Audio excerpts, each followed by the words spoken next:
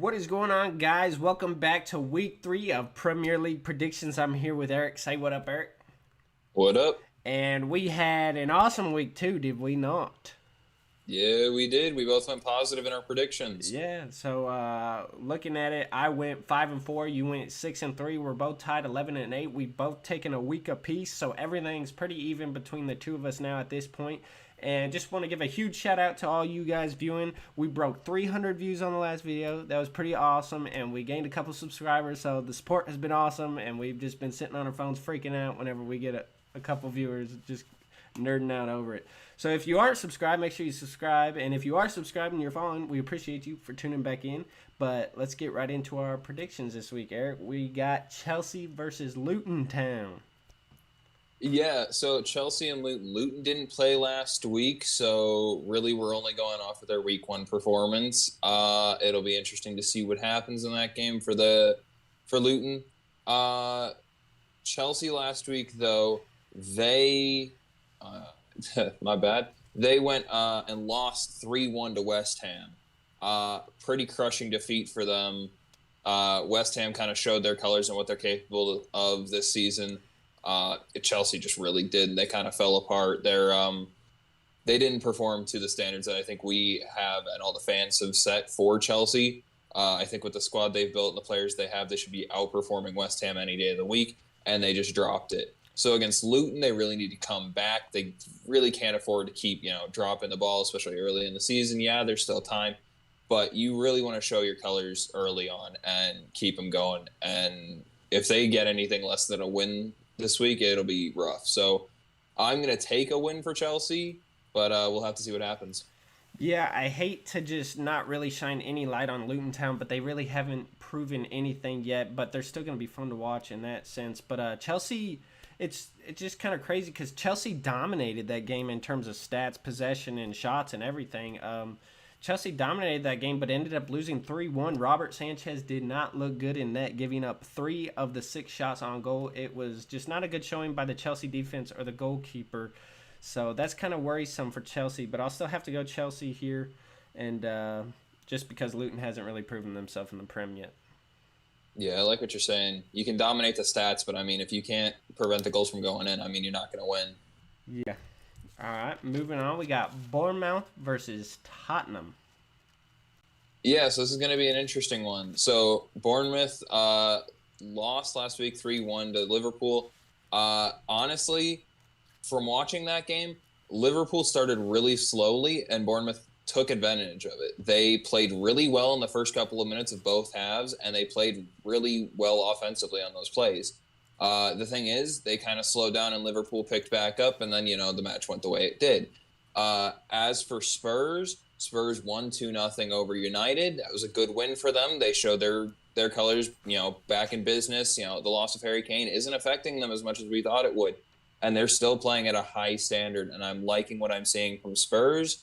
I'm going to take Spurs this week, even though Bournemouth has a really good tendency to come out of nowhere and, make plays happen. I think the consistency of Spurs and just the squad they have in general is going to work for their advantage.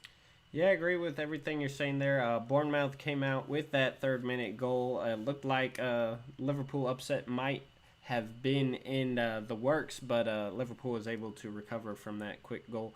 But then they ended up being dominated with little to show in that game, so it's kind of worrisome for Bournemouth. Just don't know what they're really going to – they're kind of like a wild card. It's kind of an interesting game because they're both like wild card teams. Tottenham has ups and downs. Bournemouth has ups and downs. But Tottenham coming off that 2-0 win against Man United, I really don't see Tottenham screwing this one up. So I'm just going to have to stick with what the numbers are telling me and go with Tottenham. Yeah. All right, moving on. We got Arsenal versus Fulham.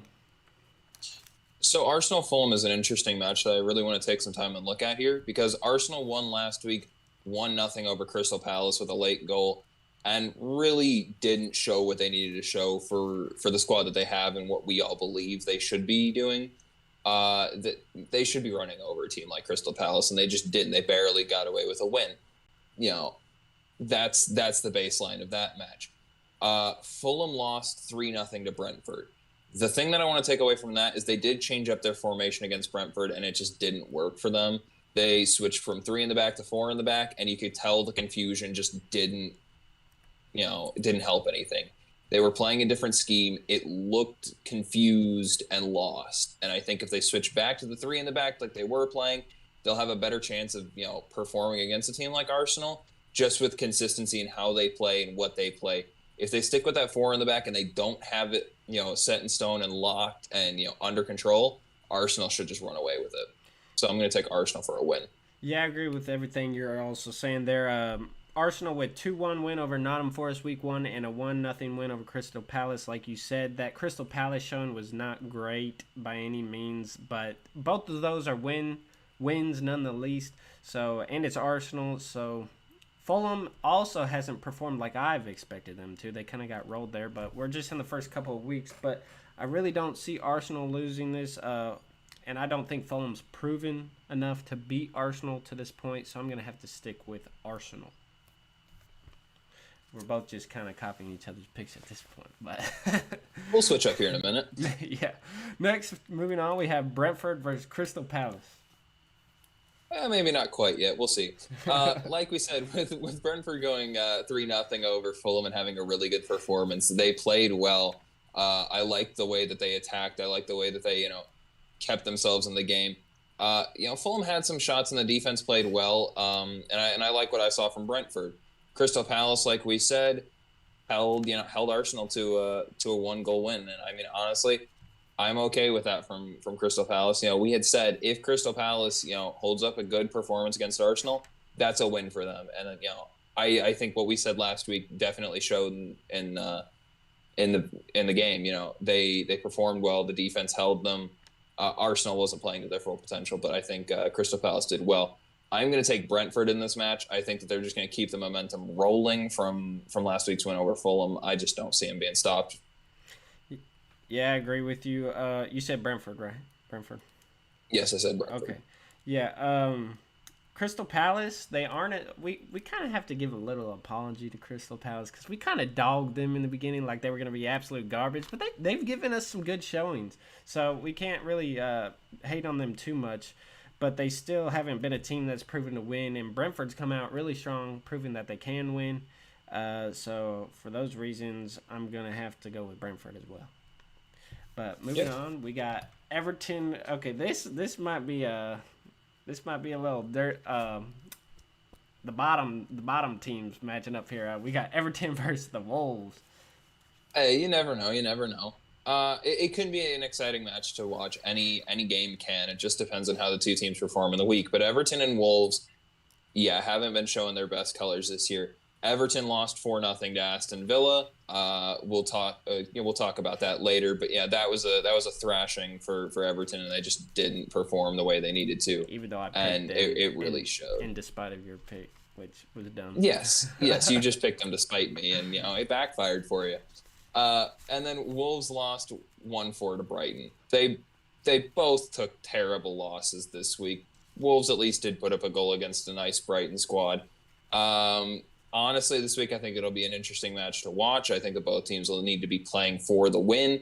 Unfortunately, I think that neither team are going to get the win, and it's going to end in a draw. But I am open to be surprised. All right. Well, I definitely disagree with you there because I think it's very important to note that Everton has no goals on the season to this point. So they haven't put up anything on the board. And the Wolves, they've actually put up a decent showing against United and a 1-4 loss to a good Brighton squad. So for those reasons, I just think the Wolves are on a higher level than Everton right now, and I'm just going to have to go with the Wolves. So you're taking a draw? Yeah, I'll take the draw. All right. And then moving on, we got Man United versus Nottingham Forest. Yep. So, like we touched on earlier, United lost 2-0 to Spurs. It's kind of a big loss for them. They kind of needed to keep their head in the game and win that one. They just didn't. They didn't perform quite the way that we expected, and Spurs just took advantage of it. Nottingham, on the other hand, beat Sheffield 2-1. It was a good showing from them. I liked what I saw of that game. The defense is really solid on that team. A lot of shots came through from Sheffield.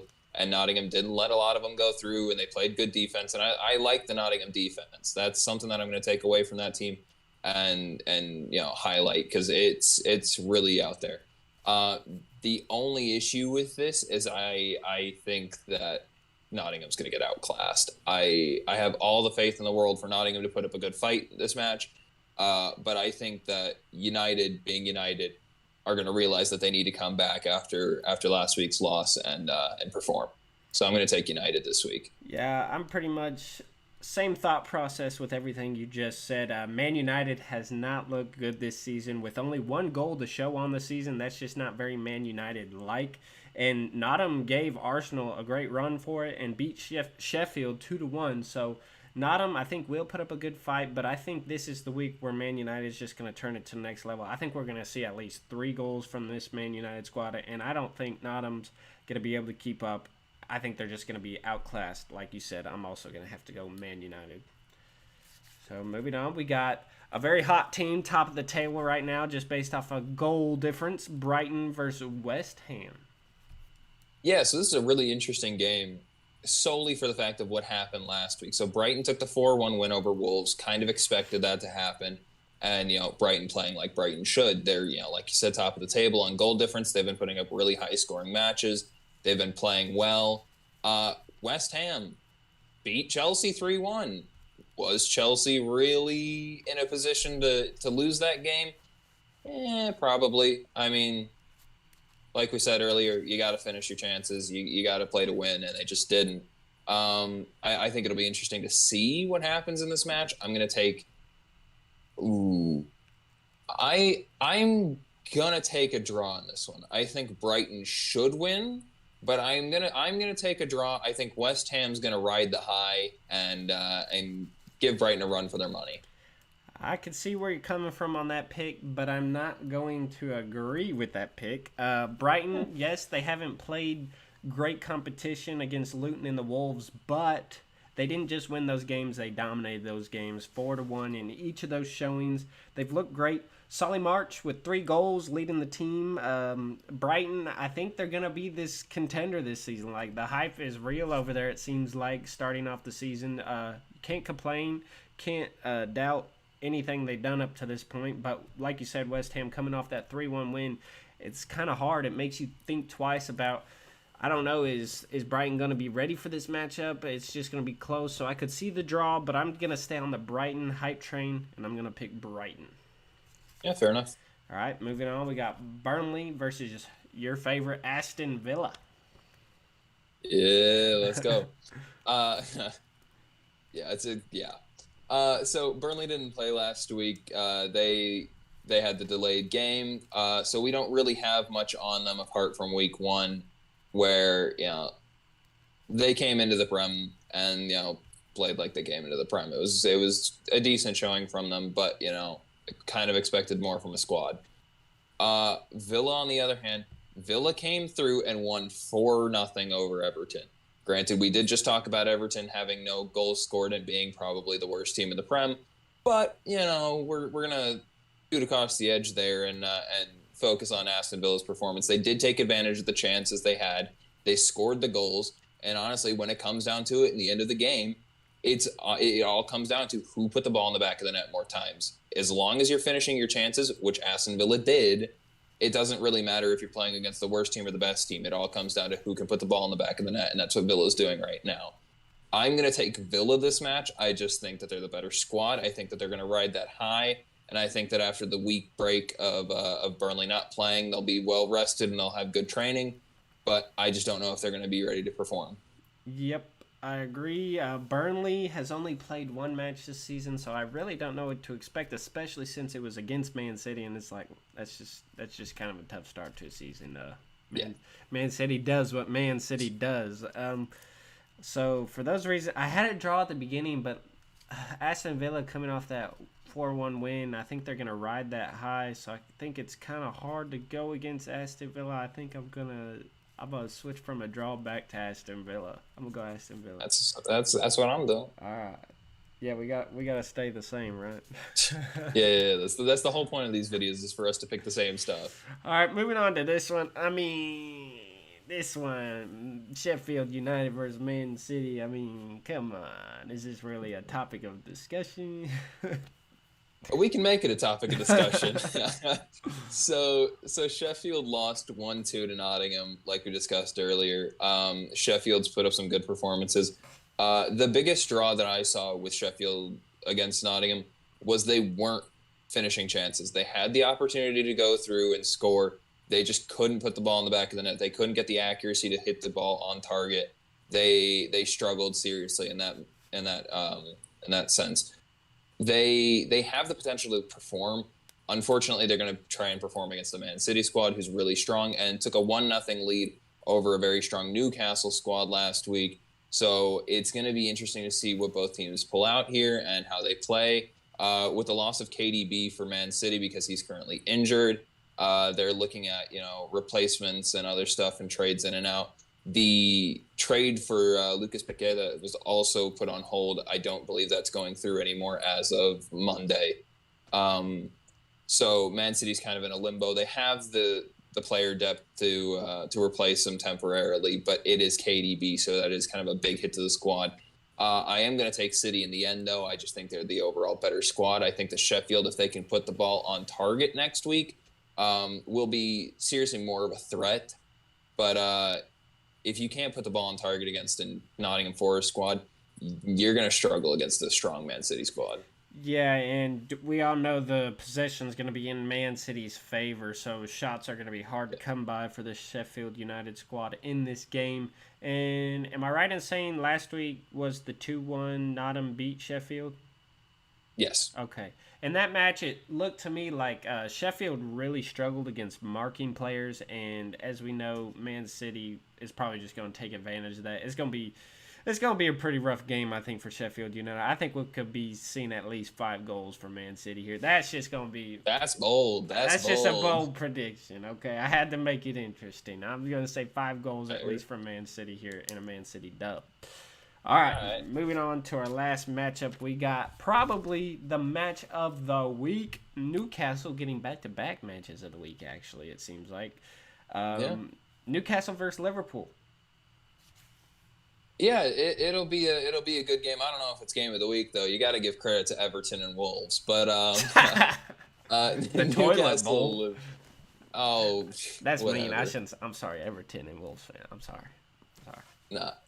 Newcastle and Liverpool. It'll be an interesting match. Newcastle lost 1-0 to City, but that's a strong City squad, like we'd said earlier. They performed really well though. Newcastle just didn't get the opportunity to take the lead, unfortunately. On the other side, Liverpool, though, took a 3-1 win over Bournemouth. The performance from Liverpool was good. Their major issue was they were very slow starting in both halves. They gave up 2 early goals to Bournemouth. One of them was disallowed in the beginning of the match, which was lucky for Liverpool because they really needed to not have that issue. They cannot slow start again, especially against a strong Newcastle squad. If they do that, it's over. You cannot give space to a team like this. But in Liverpool's credit, Luis Diaz, he's been going off this year. I like the way he's performing. I think that he's killing it. I'm excited to see what he can do against Newcastle, and I think that he's going to put up some good numbers. But, this is going to be a tough one. I'm going to take Liverpool because I support them, but that's just me. Got to stay faithful. I think it could go anyway, though. I think this could end up in Newcastle's favor, a draw, Liverpool. It can go anyway. I'm just going to take Liverpool. Yeah, I think if Liverpool comes off to that slow start, I think there's definitely no coming back for them against this Newcastle squad. Newcastle is proving to be a top club in this league, going toe-to-toe with Man City, destroying Aston Villa week 1 5-1.